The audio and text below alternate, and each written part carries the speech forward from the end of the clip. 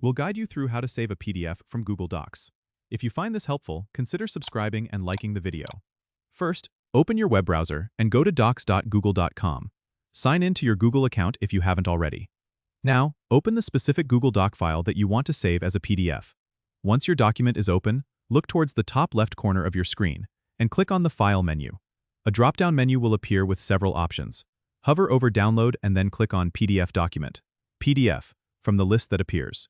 Your document will automatically begin downloading as a PDF file to your computer's default download location. If you want to choose where to save it, you can adjust your browser settings beforehand to ask where to save each file before downloading. This method ensures your document retains its formatting, making it look professional and polished when shared as a PDF.